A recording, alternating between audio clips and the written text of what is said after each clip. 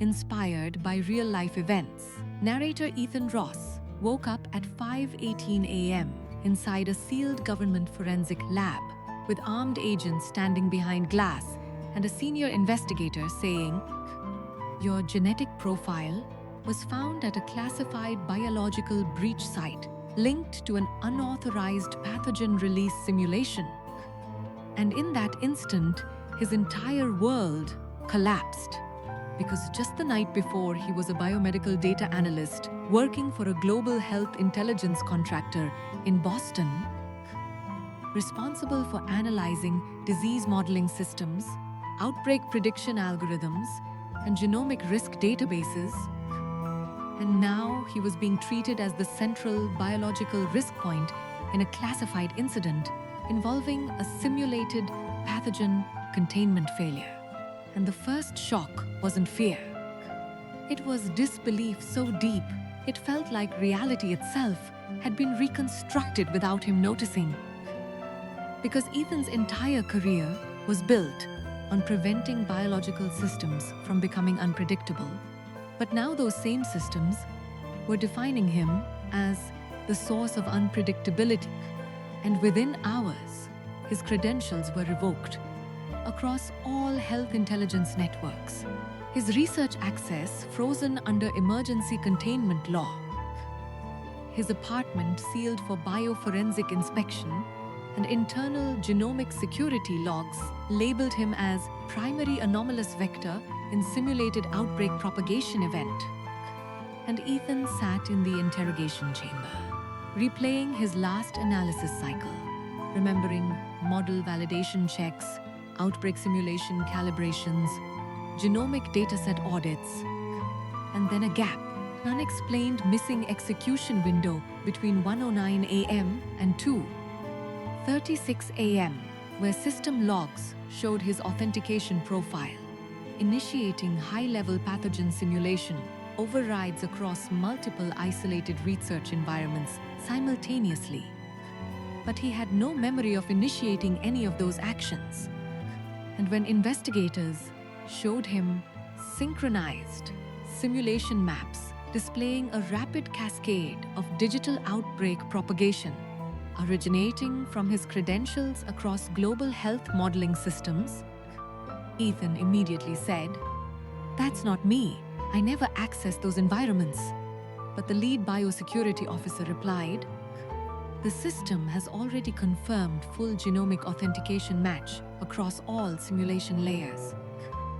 And that sentence shattered his understanding, because it meant identity was no longer memory or intent. It was biological and digital correlation inside systems he no longer controlled.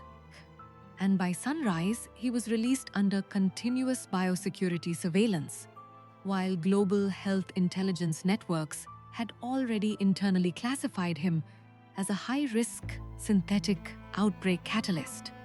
And outside the facility, Ethan stood in the cold morning air of Boston, watching hospitals, labs, and research centers operate normally, while his name had already been embedded inside classified containment protocols.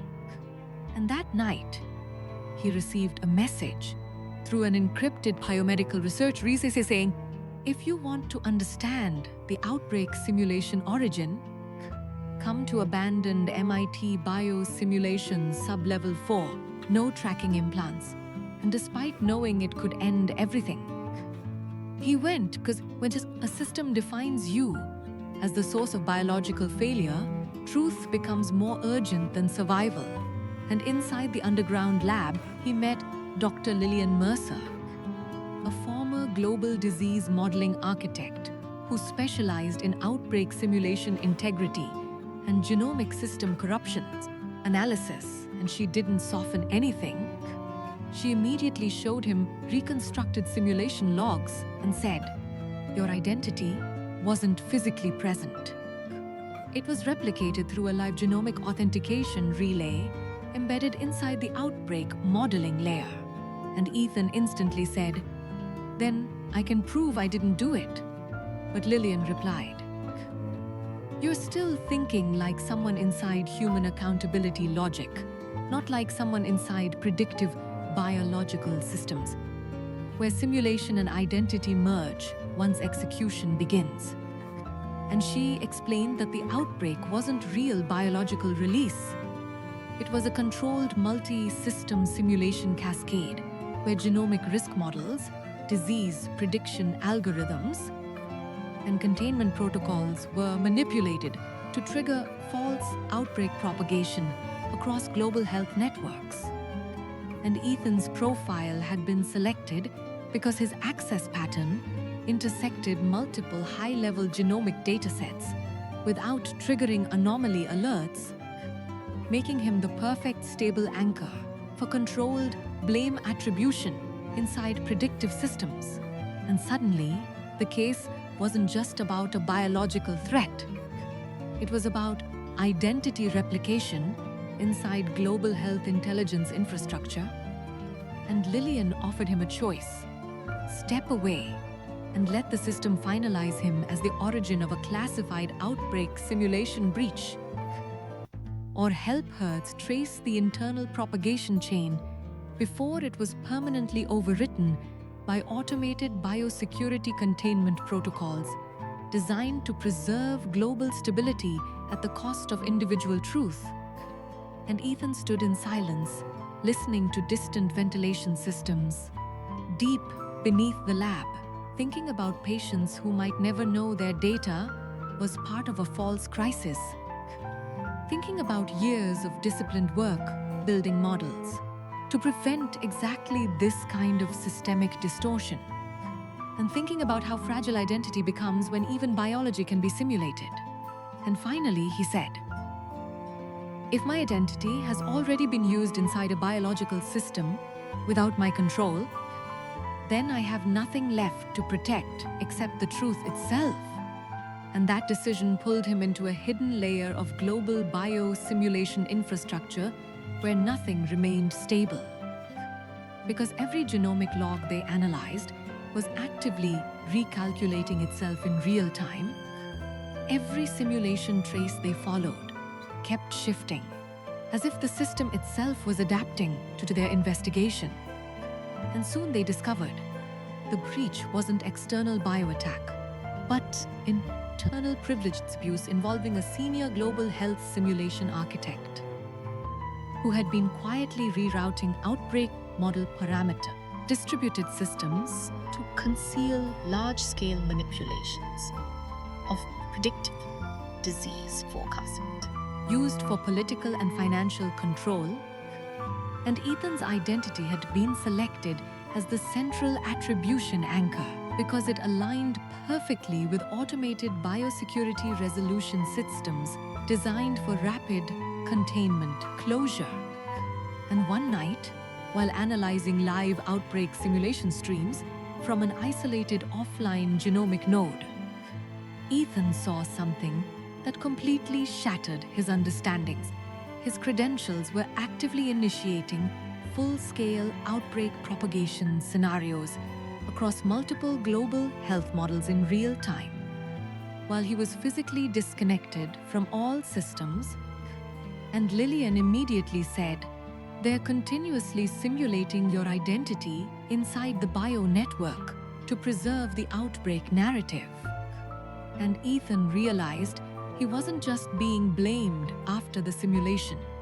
He was being continuously reconstructed inside a live predictive biological system. And pressure escalated rapidly as anonymous biosecurity containment directives began to appearing on secured channels, instructing him to terminate investigation or face permanent classification as a global biological risk entity. And sleep disappeared completely. Trust collapsed entirely. And even silence felt like monitored system feedback. And at one breaking point, Ethan whispered, "I thought biological systems were about protecting life, but maybe they're about controlling the story of what life is allowed to become." And Lillian replied, "Systems don't preserve truth, they preserve stability of prediction." And that realization changed everything inside him.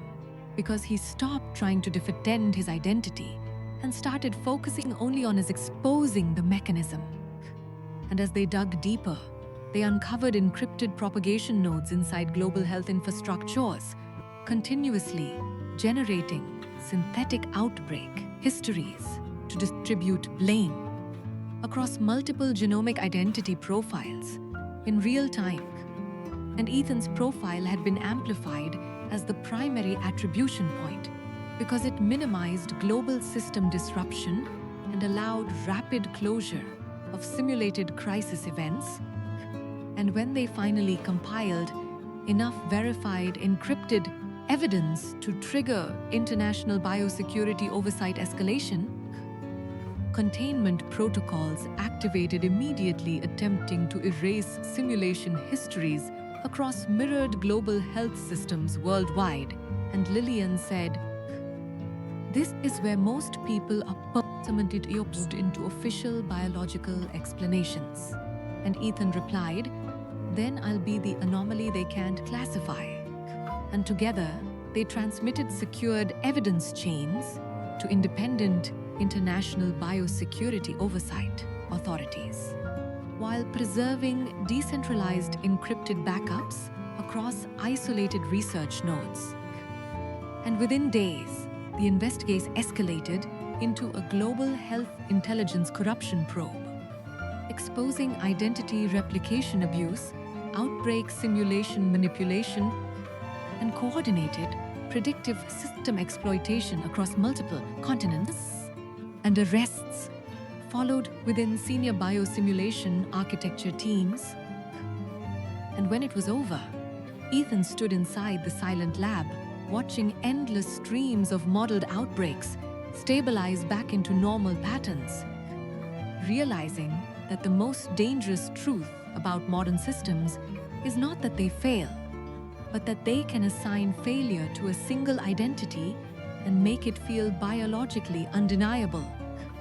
And a week later, when he met Lillian for the last time beneath the dim glow of simulation servers, she asked him, "What did this change in you?" And Ethan looked at the endless genomic data flows and said, "It showed me that identity inside systems is never biological truth. It is assigned prediction." And she asked, "And what did you gain?" And after a long silence, he replied, "The understanding that truth doesn't survive inside predictive systems. It survives only in the people who refuse to accept a version of themselves generated without consent." And as he walked away alone into the quiet hum of global health networks above, he finally understood the deepest reality of his journey. That sometimes life doesn't destroy you directly. It quietly assigns you a crisis and waits to see if you accept it. But real survival begins the moment you refuse to become the prediction a system decides for you.